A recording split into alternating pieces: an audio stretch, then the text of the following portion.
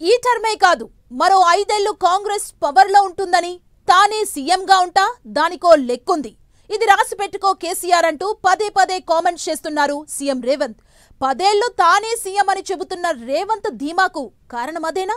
మళ్ళీ తానే సీఎం అవుతానని చెప్పడం వెనుక స్ట్రాంగ్ రీజన్ ఉందా? రేవంత్ లెక్కేంటి? ఆ లెక్క వెనుక ఉన్న మాటల మర్మమేంటి?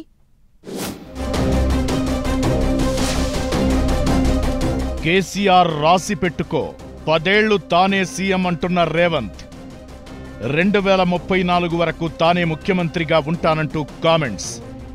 సీఎం రేవంత్ మాటల వెనుక మర్మమేంటి? రేవంత్ది ఆత్మవిశ్వాసమా? మైండ్ గేమ్ ఆడుతున్నారా? కేసీఆర్ ఆరోగ్యాన్ని దృష్టిలో పెట్టుకుని రేవంత్ మాట్లాడుతున్నారా? సభ ఏదైనా, మీటింగ్ మరేదైనా, అది ప్రెస్ మీట్ అయినా, అధికారులతో రివ్యూ అయినా, మాజీ సీఎం కేసీఆర్ పేరు ప్రస్తావించకుండా సీఎం రేవంత్ ప్రసంగం ముగియడం లేదు. ఈ క్రమంలో కొన్నాళ్లుగా ఆయన చేస్తున్న కొన్ని కామెంట్స్ ఆసక్తికరంగా మారాయి. ఈ 5 ఏళ్లే కాదు, రాబోయే 5 ఏళ్లు కూడా కాంగ్రెస్ పార్టీదే అధికారం, తానే సీఎంగా ఉంటానంటున్నారు. దానికో సెంటిమెంట్ను, గత ట్రాక్ రికార్డును ఎగ్జాంపుల్గా చెబుతున్నారు. ఉమ్మడి రాష్ట్రంలో 10 ఏళ్లు టీడీపీ అధికారంలో ఉంది. ఆ తరువాత కాంగ్రెస్ 10 ఏళ్లు పాలించింది. ప్రత్యేక రాష్ట్రం ఏర్పడ్డాక కేసీఆర్ 10 ఏళ్లు సీఎంగా ఉన్నారు. ఇప్పుడు కాంగ్రెస్ పార్టీ 2 టర్మ్లు పవర్లో ఉంటుంది.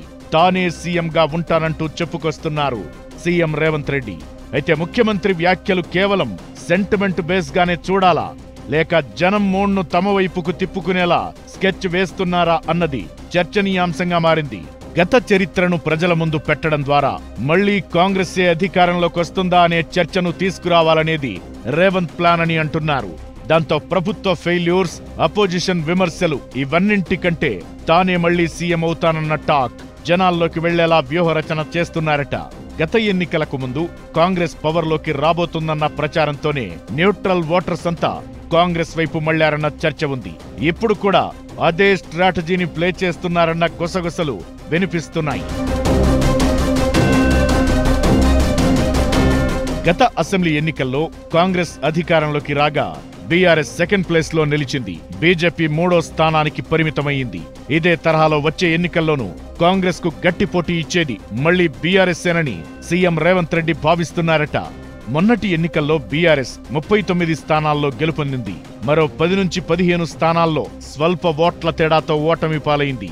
కాబట్టి వచ్చే ఎన్నికల్లో ఇంకాస్త టఫ్ ఫైట్ ఉంటుందని రేవంత్ రెడ్డి అనుకుంటున్నారట. అయితే వచ్చే ఎన్నికల నాటికి గులాబీ బాస్ కేసీఆర్ అంత యాక్టివ్ గా ఉండకపోవచ్చని భావిస్తున్నారట రేవంత్. గత అసెంబ్లీ ఎన్నికల తరువాత తుంటి ఎముక గాయంతో కేసీఆర్ చాలా రోజులు విశ్రాంతి తీసుకున్నారు.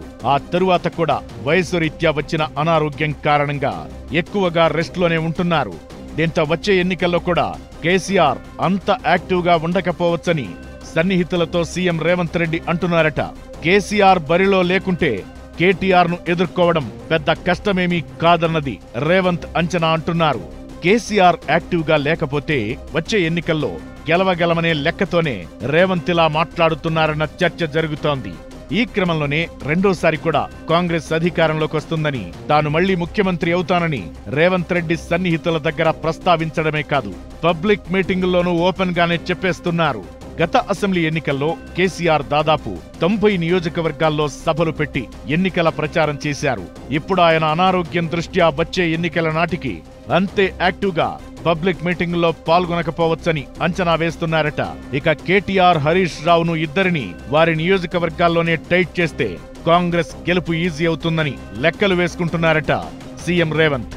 ఏదైనా తన బలం కంటే ప్రత్యర్థి వీక్నెస్ ను నమ్ముకుని రేవంత్ రాజకీయం చేయడం మాత్రం కాంగ్రెస్ పార్టీలో ఆసక్తికరంగా మారిందంటున్నారు. కేసీఆర్ యాక్టివ్ గా లేకపోతే తనదే గెలుపనే రేవంత్ లెక్క తప్పుతుందా, పక్కాగా వర్కౌట్ అవుతుందా అనేది కాలమే నిర్ణయించాలి.